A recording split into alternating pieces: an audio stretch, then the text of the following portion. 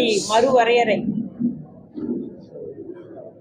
முதலாக அதை முன்னெடுத்தவர் கழக தலைவர் தளபதியார் அவர்கள். அப்ப கூட எல்லாரும் பேசினாங்க, என்ன இப்பவே இத முன்னெடுக்கிறாரு அப்படியா இப்படியெல்லாம் பேசினாங்க. ஆனா 2026 தொகுதி வரையறை மறுவரையறை செய்ய வேண்டியது அவசியம். ஏன்னா அது வரைக்கும் தான் நம்ம 25 ஆண்டுகளுக்கு மட்டும் போதுமானது வச்சிருக்காங்க. ஒருவேளை தொகுதி மறுவரை செய்யறதுக்கு ஒரு கமிட்டி போட்டான்னு அப்புறம் ஒன்றும் சொல்ல முடியாது, அதுக்கப்புறம் ஒண்ணுமே செய்ய முடியாது.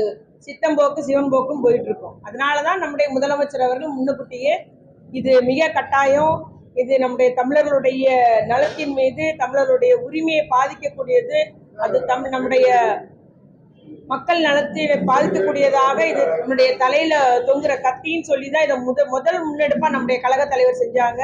அதே போல மார்ச் 5ஆம் தேதி அனைத்து கட்சி கூட்டம், தமிழ்நாட்டை சேர்ந்த அனைத்து கட்சி கூட்டத்தை கூட்டினாரு. கிட்டத்தட்ட 63 கட்சிகள் அழைக்கப்பட்டதுல 58 கட்சிகள், தமிழகத்தில் உள்ள அத்துணை கட்சிகள் அதுல கலந்துக்கிட்டாங்க. ஒரு பெரும் ஆதரவு கிடைச்சது. நம்முடைய முதலமைச்சர் அந்த 58 கட்சிகள் கலந்து கொண்டு இதற்கு மறு வரையறைக்கு ஆதரவாக நியாயமான மறுவரையறை நடைபெற வேண்டும் என்று ஒரு ஒத்த கருத்து உருவாக்கப்பட்டது. ஒரு வரலாற்று முக்கியத்துவம் வாய்ந்தது. தமிழகத்திலே அது நம்முடைய திராவிட முன்னேற்ற கழக தலைவர் அவர்கள் நிகழ்த்தி காட்டினார்கள். அதில் எடுக்கப்பட்ட தீர்மானத்தின்படி அதுல என்ன தீர்மானப்படுத்தினாங்கன்னா, நியாயமான மறுவரையறை வேண்டும். நாடாளுமன்ற தொகுதி மறுவரையறை செய்யும் போது நியாயமான ஒரு மறுவரையறை வேண்டும்.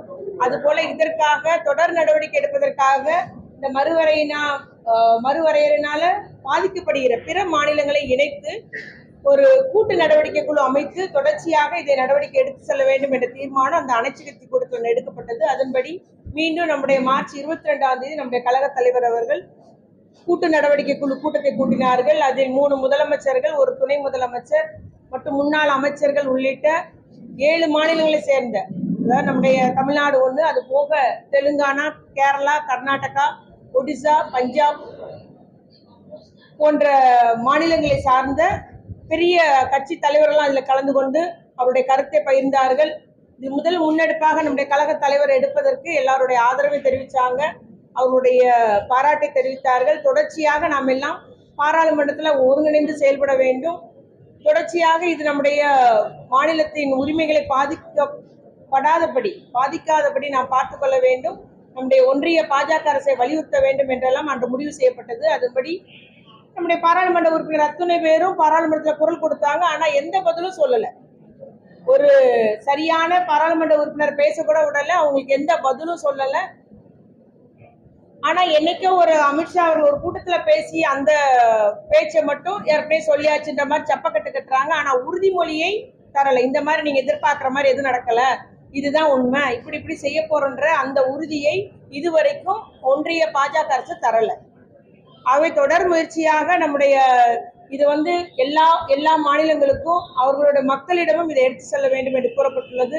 அதன்படி நம்முடைய தமிழகத்தை சார்ந்த நம்முடைய தமிழக மக்கள் அத்துணை பேருமே நீங்கள் இது நம்முடைய சேர்ந்து போராட வேண்டும். ஏனென்றால் நம்முடைய பிரதிநிதித்துவம் பாதிக்கப்படுது, நம்முடைய உரிமை பாதிக்கப்படுது, நம்ம குரலற்றவர்களா ஆகிவிடுவோம். நமக்கு தொகுதி குறையுதுன்னா இப்பவே ஒவ்வொரு கோரிக்கை, மக்களுடைய கோரிக்கை நிலைநாட்டுவதிலும் சரி, பாராளுமன்றத்தில் குரல் கொடுப்பதிலும் இப்பவே கண்டும் காணாம இருக்கிறது ஒரு ஒன்றிய அரசு, பாஜக அரசு. இன்னும் நம்மளுடைய தொகுதி எண்ணிக்கை குறையப்படுமானால் நம்முடைய கோரிக்கைகளை, மக்களுடைய நலன்களை, நம்முடைய கொள்கைகளை எடுத்துரைப்பதில் பெரிய சவாலாகிவிடும், நம்முடைய தமிழ்நாட்டுக்கே பெரிய சவாலாகிவிடும். அதனால இது மிக முக்கியமானது என்பதை மீண்டும் எல்லாருக்கும் நம்ம எடுத்துக்கூற விரும்புகிறோம். அதுவும் நம்முடைய தலைவர் அவர்கள் வரலாற்று முக்கியத்துவம் வாய்ந்த இந்த ஒரு முன்னெடுப்பை எடுத்தது மூலம் தொடர்ச்சியாக இதை எல்லார் மக்களிடமும் போய் சேர வேண்டும் என்று தொடர்ச்சியாக நம்ம மக்களுடைய ஆதரவு கேட்கிறோம். எல்லாரும் நம்முடைய தமிழக முதலமைச்சர் எடுத்ததுக்கு நீங்கள் ஆதரவு தந்திட வேண்டும் என்றும் நான் அன்போடு கேட்டுக்கொள்ள விரும்புகிறேன். அதே போல பாத்தீங்கன்னா, அவர் மத்திய அமைச்சர் அவர்கள் நம்மளை நாகரிகமற்றவர்கள் சொல்றாங்க. அப்ப நம்மளை எந்த ஒரு இழிவான நோக்கில பாக்குறாங்கன்னு நமக்கு தெரியுது. அவர் நாகரிகமற்றவர்கள் சொல்லுவது மூலம் நம்மளை எவ்வளவு இழிவா பாக்குறாங்கன்னு சொல்றது தெரியுது. அதனால நிச்சயமா இது நம்முடைய உரிமை நிலைநாட்டப்பட வேண்டிய கட்டாயம் அந்த நிலையில இருக்கும். ஒண்ணு நியாயமான பழைய மாதிரியே அந்த நியாயமான ஒரு தொகுதி மறுவரையறை வேண்டும்.